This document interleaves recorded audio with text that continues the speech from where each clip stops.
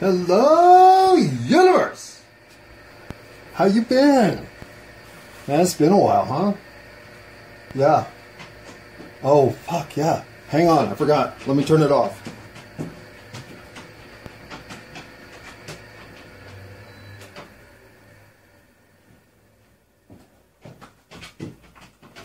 That couldn't have been good for the recording. And, ooh, the cookie's just finished. Well, yeah, it's gotten, Phoebe's down to her last bit. And it's hot enough, and the air conditioner provides enough relief, even though it is clearly noise pollution at the highest level. I thought this might be the summer I could go without turning on the air conditioner, but no, I cannot deny a dog in her final days whatever relief and comfort is available, regardless of how much that may annoy my next door neighbors. Well, I will be semi-judicious with the applications, especially at night, but here in the 301? Oh, it's 3 o'clock. Exactly. Nope, man, it turned to 3 o'clock right when I looked at my phone. It is no longer 2:59. It's 3 o'clock here on, isn't it the 14th of July? Bastille Day? Oh my God, 15 hours into Bastille Day and I've done nothing French? Well, Vive la France! Pause. Unpause? Yeah. Okay, I have to say, somewhere in my past lives, I do believe I have been French. Several times, if I had to guess. There's something about the French that just feels right. They're just not here to fuck around with other people. They're just here to enjoy life. And quarrel a bit amongst themselves. The day was more interesting than it could have been without that conversational bombardment way. And I, of course, know none of this to be accurate. I'm simply speaking of my experience in my past lives where I think I was French. Which means I'm out on a limb so far talking about a country I know very little about, though I have visited once, that I'm going to change directions while I still have some direction in which to go. And I know last time I spoke, I was alluding to the challenge of unknotting the collective calamity that is the 21st century American male. And particularly the one that was born from about 1990 forward. And I have so much in my head on this that I know I'm not going to be able to speak clearly or directly into a logical funnel of what to me has become self-evident, and that is that we are losing the male's enthusiasm for improving the world. And there are a lot of reasons this is happening. But one of them is that men are fundamentally different who are younger than me, especially a generation younger than me. The 30-somethings, the 20-somethings, well, the late 30-somethings, I wouldn't throw into this group. The early 30-somethings, if you're 32, or you're 22, or you're 12, and you're male, I'm not so sure that you haven't been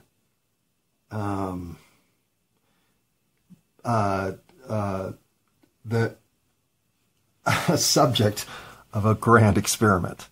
And at what level, I'm not even necessarily certain. Could it be genetic? Sure, but I think it has more to do with what's going on in our medical and in our food industries. All of this is not important. other than to indicate that I do think there's a cause and effect here. What it is, I haven't figured out, nor do I even pretend to think I have grounding here on which to investigate. But once we understand how we are being manipulated, I promise you, there will be some group influence on young men that is uniquely affecting them, and my generation was lucky enough to skip. And I don't know if it's not just the emergence of technology simultaneously to create an entire maelstrom of possibility here to weaken the male gender in the 21st century. It could all just be coincidence of timing and effect in too many vectors pointing the wrong direction simultaneously that once oriented in composite form, well, it's turning men into pussies. And it's doing a lot of other things too. The whole emergence of trans gender reassignment desire. I mean, and I love how somehow we want to blow this off as a level of cultural migration, that as the expression of freedom of sexuality and fluidity therein has become now mainstream accepted. We are opening doors to the truest of the dark closet sexual proclivities, not believing you were born in the right body, that you are in fact female but were given a male body, and vice versa. Well, I speak as someone who has never questioned their sexuality. Well, no, who has never done anything but deluded themselves that they weren't heterosexual. And I don't speak as someone who's been homosexual. I'm just saying I tried to force homosexuality into my life and failed miserably at it. So I'm pretty sure I'm heterosexual, having gone so far as to embrace the possibility that I was lying to myself to find out I wasn't. So I have walked that plank without jumping. But those who don't walk the plank was never there to begin with. They are who they are, and they're gay. I imagine might have even had some of the awkward same experiences forcing heterosexuality into their life before they could truly admit to themselves, no, I'm actually gay.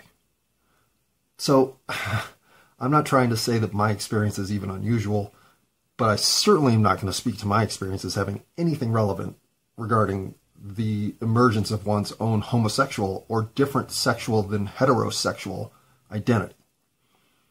Mine was the mainstream norm. I fit in, tried to fit out, couldn't, so fit myself back in. Now, in that reality, I feel confident that I can speak with clarity that I'm heterosexual. I've never been anything else. I assume for a lot of homosexual people, they feel the same exact way. The different feeling here are the transgender senses. The idea that you want to completely redefine your body as the other gender, knowing going into it that you're really not going to succeed here. You're just going to mock up a better appearance than the cross-dressers.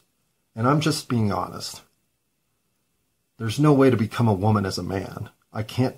If you could become a woman and have a baby, I would be doing it. But you can't.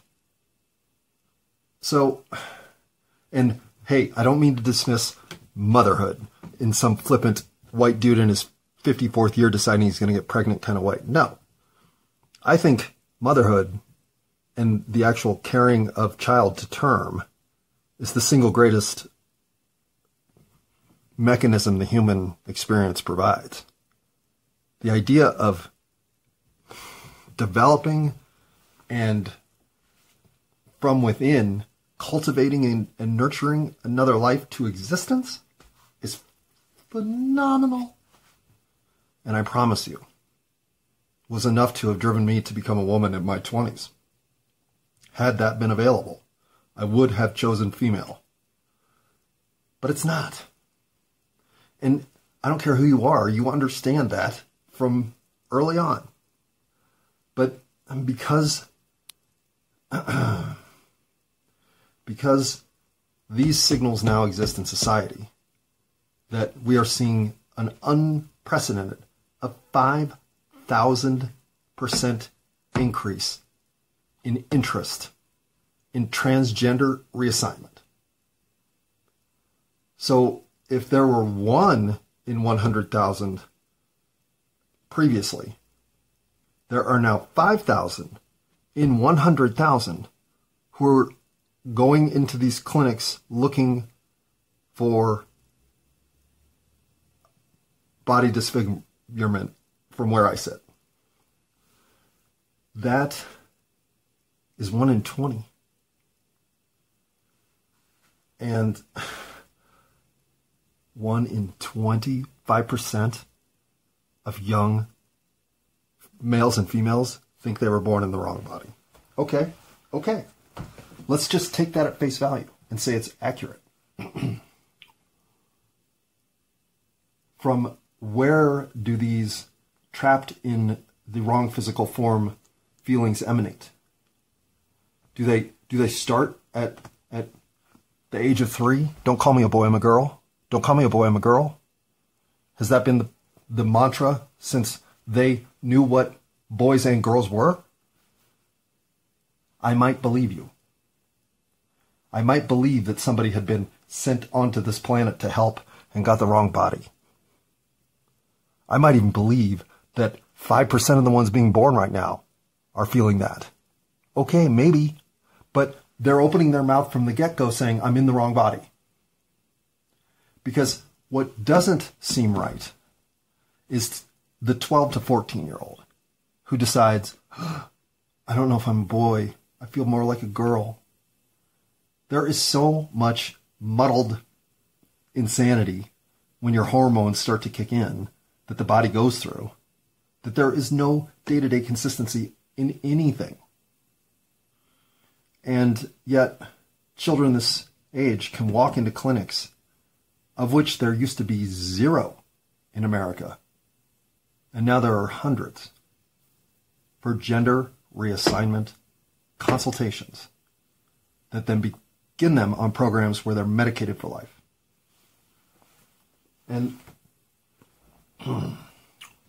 what I'm curious about is, as a pussy in life, as a male with effeminate inner dialogue, I am Ferdinand the Bull sitting on top of the hill, wondering why all the boys have to be so mean to the girls.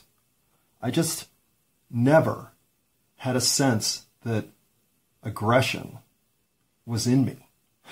And even when driven to react, it takes a lot. And unfortunately, even then, I shouldn't be reacting. But I am only so capable. However, what I'm bringing any of this up for is I never questioned that as a softer guy, I didn't have a place in society. There was never a thought that I didn't fit in, I don't belong, I need something drastically different to be a part of this world as I truly am. I just needed society to catch up to how advanced of a entity in this universal being of light that I had become compared to all the gladiators and barbarians at my feet. I say tongue-in-cheek for the most part. But you don't have to convince me that there are better ways than war, that there are better ways than picking up the sword. I've always 100% believed that is only in a self-defense situation. If my life's on the line, will I protect it through the engagement of potential life-taking weapons of another entity?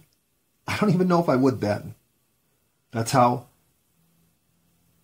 much I believe there's always a way out that's not violent.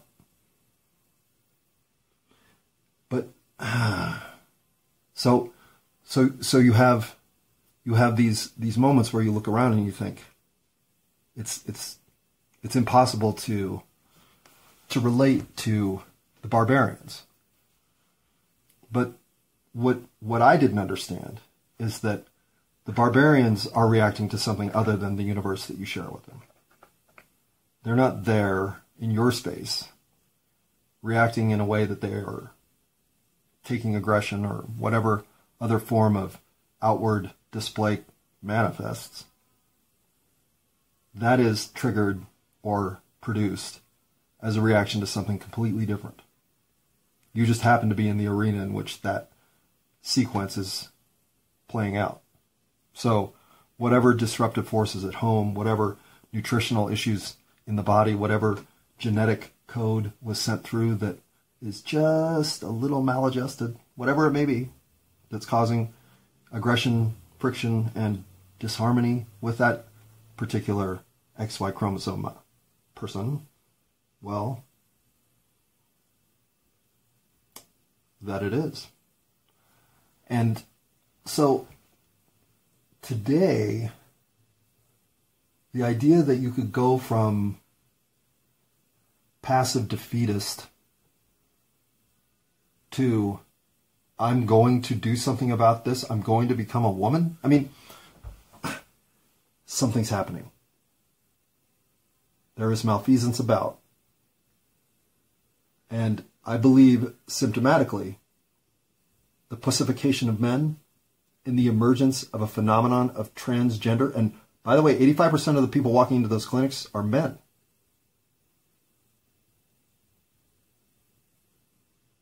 What the fuck's going on?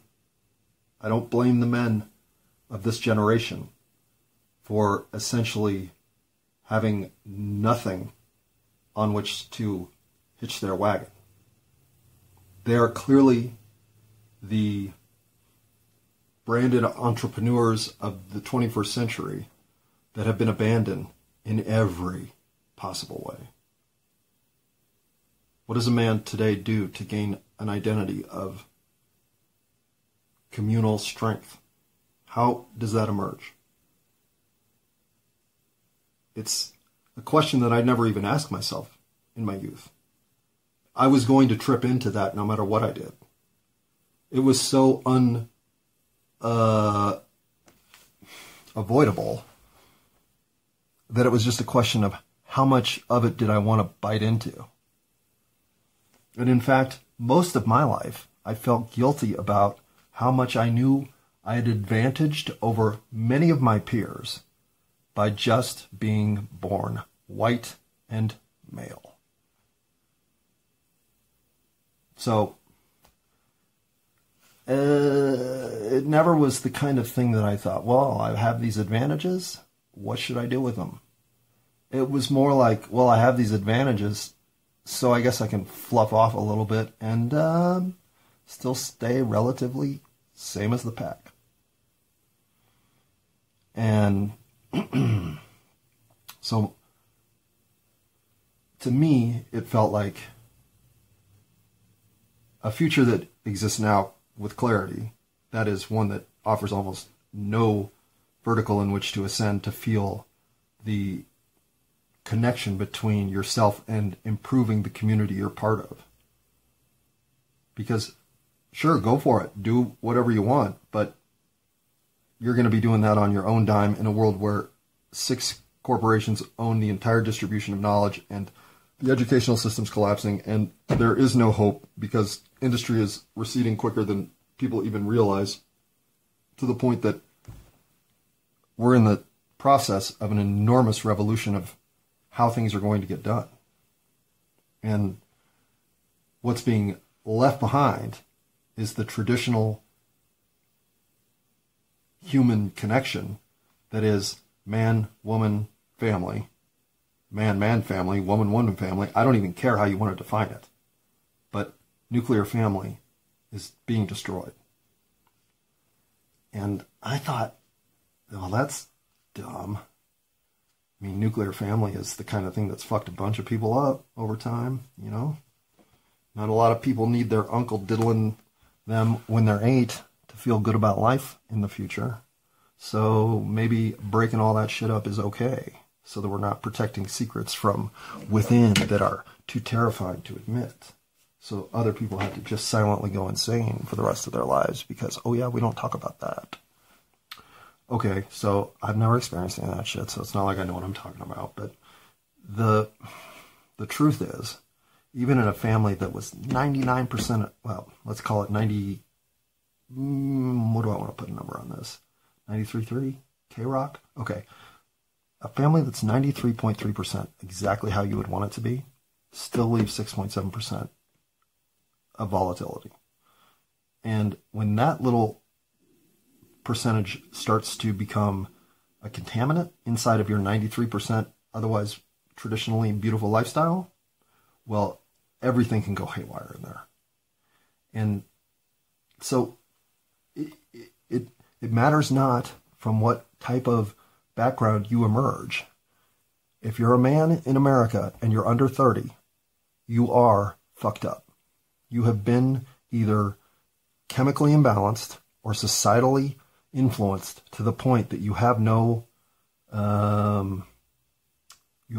grounding. You have no internal fortitude that is dependable enough to say, this is fucking bullshit, it's got to change. And we're going to change it now. So I thought I was the one who was here to just provide the commentary or possibly even the forecasting.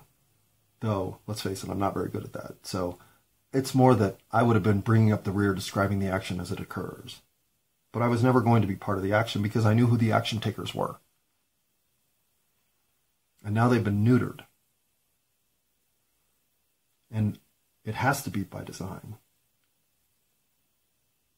Why did the whole military have to take the jab? Well, let's do what we can to strike the warriors first. So, even though the military has had to reduce its entrance criteria to the point 3 out of my past 6 dogs could make it into the Navy, I just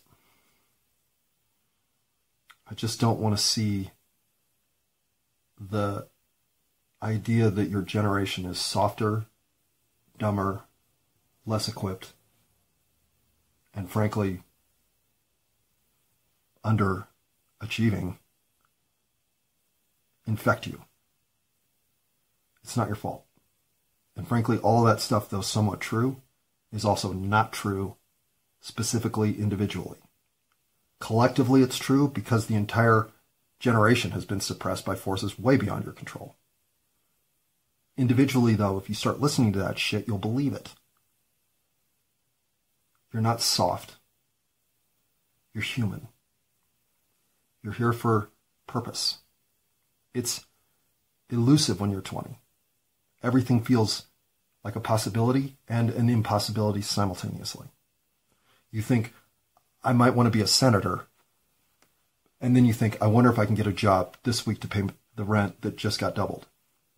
I mean, you're under so many messages that are drilling your head filled with this soup of destroying your inner voice, that if you start listening, it will destroy your inner voice.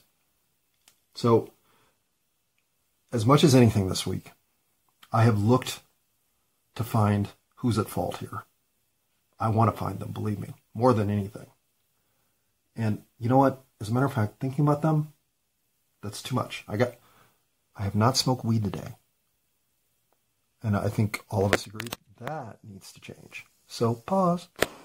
Unpause. So, yeah. Oh, yeah. Yep. This helps me think about things other than the fact that I'm pretty much out of money, like the rest of America. But I mean, seriously, I got like $4. Hang on, pause. And I don't mean $4 like 1, 2, 3, 4, because that all has to go to the heating company. I mean, the energy company, because obviously I don't have the heat on. But that air conditioner is not free. Because if it was, I'd use it right now. No, I'm recording. I wouldn't use it right now. I mean, I did earlier, but just to make a point that life's gotten expensive. What was my point? That I can be annoying? That you shouldn't be listening? I think I made 3 points. Pause. Oh, just when the screen went dark. Pause. Pause. Oh, God, I'm terrible at hitting the pause button. Oops. Pause. Okay. I don't think I'm going to talk about comedy today because I'm talking about dudes. But I have so much to say about comedy too. Oh, man. I know I should be recording more, I know. But it's been a fucking hectic week, especially because I'm out of money. So I'm really having to scramble to figure shit out right now. And obviously going to get more work, or even any work, is a priority. So why I'm recording instead of going to Home Depot to tell them I want more hours? I'm probably not more hours, just any hours. If I don't start working in the next 10 to 12 days, 14 at the most, let's say, yeah, I'm pretty much going to have to start, robbing Peter to pay Paul? I mean, in other words, I've strung myself out as far as I can in the world of stand-up comedy, no other commitment, but that has to end because, frankly, I don't have any money. I've run out. So being in this position forces me to go back to Home Depot to get a couple of hours a week, because that's all I can stand, as I try to find a job selling weed. Now, I have not been able to secure a job selling weed. I have applied one place online that asked for a resume, and then I filled out their online application instead because I don't have a resume for weed. And I don't have a resume in general. How am I going to explain the last 10 years of my life? Not easily. So, with that in mind, I was hoping that the quick online application, call my last employer, please, and ask them what kind of employee I am. If you want to hire me, they will, I'm sure, tell you what's worth your effort. That didn't work. I thought it might. I only tried one place. So I haven't really put my A+ effort into finding a job selling weed, which is what I wanted to do, because I've had all this fucking intellectual... I have been, honestly, stumped. So it's been a tough week. I haven't had time to think about anything else. I really am upset about some of the trends that are now being identified through simple aggregate information that compiles. And you can't tell me that things aren't different than they were even 10 years ago. They are. They're significantly different. People have less hope. People are more uncertain of the future than ever. For the possibly first time in my life, I'm somewhat grateful I don't have kids in this world. Because while that generation was going to be okay, I think, it's the one after that that I'd be worried about. I don't want to have grandkids right now. At all. So I might still regret 99.7% of my body not having kids, but 0.3% of me is thankful I don't have grandkids. That would be hard to envision the world we're setting up for them to have to manage. But outlook there looks good. And this isn't this isn't representative of my own, once again, nobody has it easier in this universe than me, situation. It's funny because I owe AT&T $99 now, and I've owed it to them since the 6th of July, but they processed my old credit card because I forgot to switch into the new one, which I got because AT&T had so much trouble processing that first fucking credit card. Anyway, the point is, I got a new credit card. I processed it they processed it through the old credit card and fucked up. So knowing that they had done that, I took advantage of that and used that money for something else, thinking I would be able to sell something so easily between now and whenever they fucking caught up to it in their books, which turns out to be about 4 or 5 days. Point is, the $4 I have doesn't quite cover that. And since the Latino man who just took my drain snake away for $85 instead of the $100 I was asking for leaves me $10 short. Well, the universe literally texted me as he was pulling up that another man is going to come pick up my floor stapler that I used for one hardwood project for $60, and that'll let me pay AT&T, and that'll give me an extra $40. And when you think that the world has somehow, oh, and only 40 because I need cat litter. I was trying to do the math in my head, but yeah, $10 of that's already spent. If I don't bring cat litter home next, I should just throw my favorite clothes together in a pile in the middle of the fucking kitchen and say, here, kitty, pee here. It'd be faster. So if I don't start making money soon enough, I'm going to run out of rice and beans, and there's only so many fasting episodes I can go through before I start thinking I might be fasting too much. I don't fast, I'm just kidding. But I do minimize my nutritional intake to just rice and beans, yogurt, and pasta right now, which frankly isn't all that bad. It keeps shit simple. And I've always wished as a kid that I would live to the point that we would literally just swallow pills for nutrition. I'm totally fine with having a 100% gooey hot fudge sundae. That makes my mouth go buzzing. But the idea of having maybe 5 of those in your life so that you remember them with the sort of clarity that they actually offer versus having one a week, say, I've really come to respect the activities and events of life that leave impression. And there are a couple of food experiences. Having grits down in Savannah, Georgia is a meal I can almost taste now. Having my first Chubby's smothered green chili French fries, well, let's just say there are certain ways that I do believe taste leaves an imprint. But having nutrition boiled down to what I can afford is fine with me. Having gotten to this minimalist point of view with food, while as a kid I was embracing it in pill form, not really, but whatever. As an adult, I'm actually...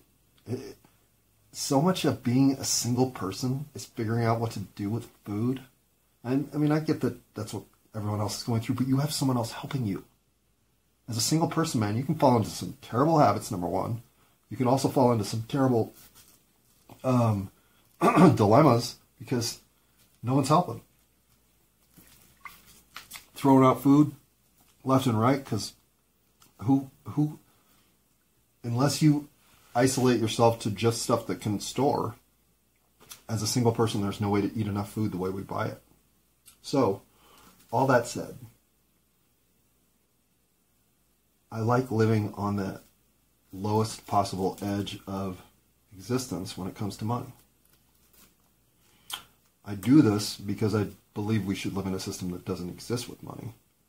But I do this, secondly, because it's amazing how much you don't need if you just don't care to have money that makes you think about things that you don't need. Like, I really don't need anything except food and energy to stay warm in the winter, and water, and my dog. But I'm going to miss my dog. There are certain things that I agree collectively, life's a lot harder if I'm walking through the woods trying to find Ted Kaczynski. It's easier to be in a situation that certain things are abundant and readily available than are uniquely over there and have to be located nearbyable. If all we have is this aquifer for water, I guarantee you I don't want to live 16 miles away from it. I want to live 16 feet away from it. Whatever, right? Like, I don't have to worry about all that shit. We've gotten past that. So instead, what I have to worry about are all these neck pains from spending all my time looking down at my fucking phone. Totally different set of worries. And I'm not saying that that's not necessarily what's pussifying men. The men who are 30 and younger are the first generation to come up looking at their screens. And that could be it. And that is certainly in no way, shape, or form something that the men could have done anything about.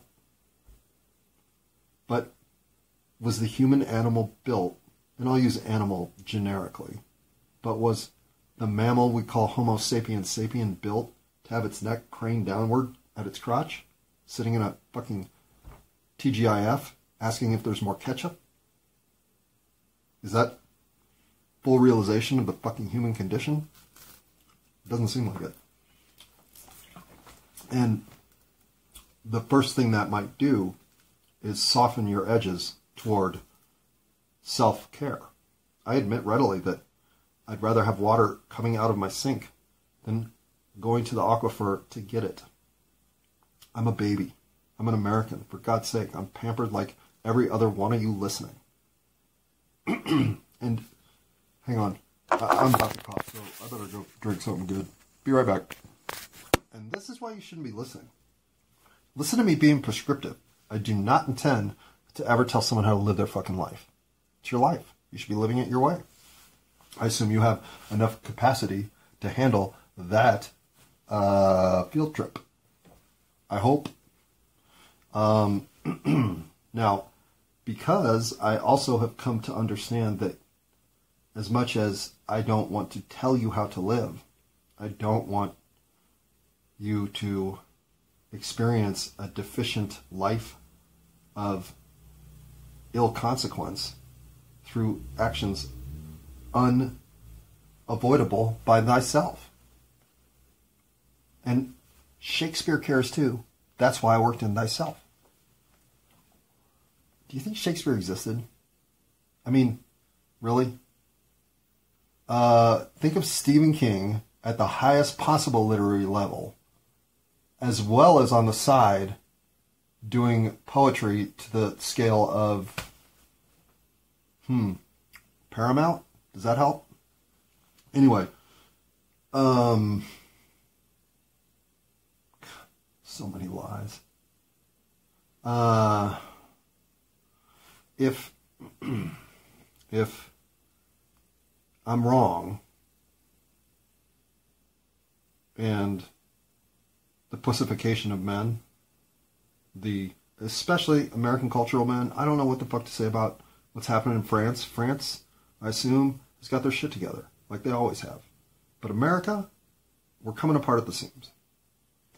And I would think this would be the time when there would be demands of our leadership for accountability to the situation that we're in. And as the guy who thought I'd be walking behind all of that going, so then they said, "What the fuck, man?" And man said, "Okay, we fucked up." No, I'm witnessing the boot on the throat of America as if they're literally going to snuff out that which was the experience to be exceptional and forward-thinking as an entity in this universe. Now, that turns out to all have been delusion. I get it. But that doesn't deny what the human condition offers for potential at all. In fact, it catalyzed it for me until I came to understand I'd been duped. But I think that's kind of how everyone feels. So I'm not unique here. It's just, we don't get to sit here like deer in headlights looking at the fucking brightness going, I just don't understand. Just don't understand. It doesn't matter why. I even said this to my sister today. I don't think we'll ever get to know why. I don't even know if we'll ever get to know exactly what all the mechanisms in play are. But I do know something. We can figure out who. Because the truth is here. It exists. It is the story upon which all things then make sense. So whenever you're in a world full of discombobulation, it's because you're surrounded by lies. It's that simple. I'm a discombobulator from the past, here to tell you how it all works. You want to be a liar? The most important thing is that you be willing to do whatever it takes to protect that lie. Like, for instance, silencing every critic who might have a point that could rupture the dam that you're barely holding together with all of the tapestry of lives you've woven through, I don't even know how long. Certainly my lifetime. And the biggest hope we have is that all truth will do is make sense of exactly where we are. That's really it. I don't even know what the story is. It could be phenomenal. It could be disastrous. It could be benign. But it isn't currently in our zeitgeist. It is in the protective cover of those who, in their own souls know, have transgressed against the greater good. The idea that we will find this out and burn them at the stake is scaring the hell out of them. Because that's what all aggressors do. The barbarians, though, are dying off. Those of you here that are being pussified, maybe it's to finally emerge as a complete subjective populace with no capacity for fighting back. As an extreme pacifist my entire life, it's only for the first time now that I think I would die for the cause to make sure the liberty that I thought was here actually exists for you. I don't have any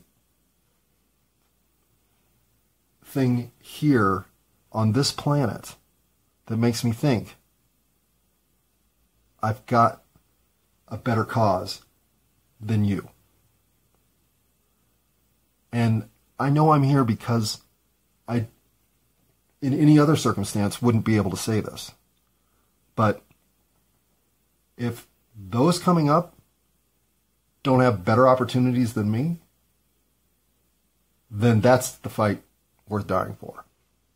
And I never ever even had anything worth going to apply for a job for, which I still don't. So you want to talk about somebody with zero motivation, direction, or purpose? I mean, I actually used to wonder if I had forgotten to assign anything in those categories because I was so undermotivated to do anything other than just enjoy the moment.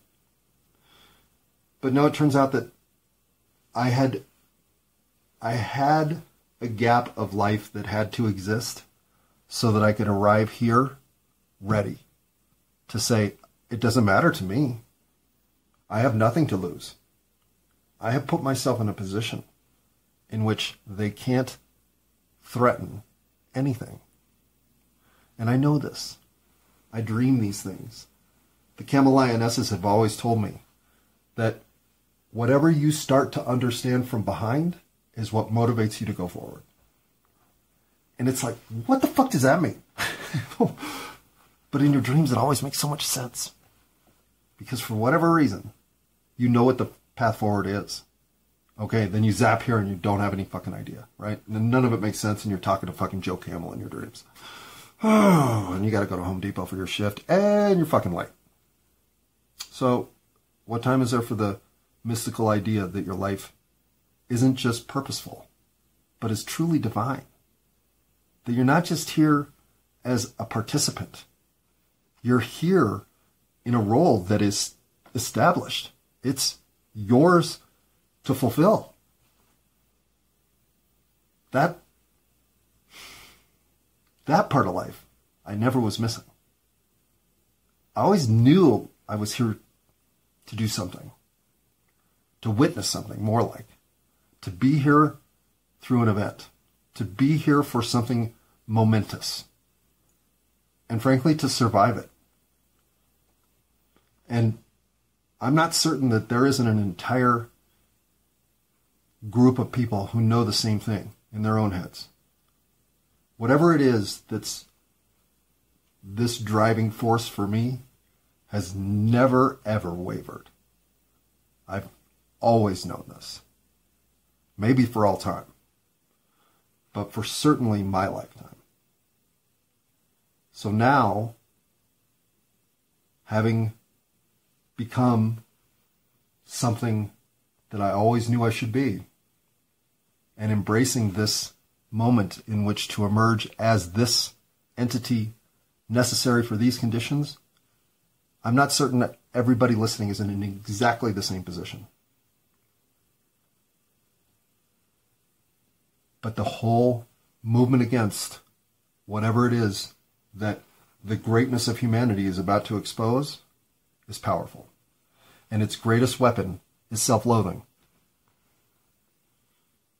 And I know this doesn't sound like I know what the fuck I'm talking about. But if you have feelings in your heart that you've compromised yourself, you're doing something against what your soul tells you you are here to do, now's the time to investigate how you can get rid of that. You can't be tied to anything that the system is contaminating you with to distract you from becoming whatever it is that you're here to do. And that's the message I think young men are missing. And we've lost the family structure. We've lost the role of women in what was an otherwise yin and yang arrangement. Men have become undermotivated by looking at a world in which they're not even needed. And all under my watch. Because none of it that exists now was a reality that I even envisioned possible, given how different my world was compared to now. But here we are. So again, it's my fault. I let you down. I didn't know that I had to cultivate the opportunities that I thought the generation behind me had fought to establish. Okay, maybe they did. But what my generation didn't do was take the reins to maintain the establishments therein. Now, that's the simplified view. The complex view is the strings against which we all swim. The strings was incorrect there. The currents of headwind that we all tricycle against, they are potentially universal. I don't know. But they are always in action.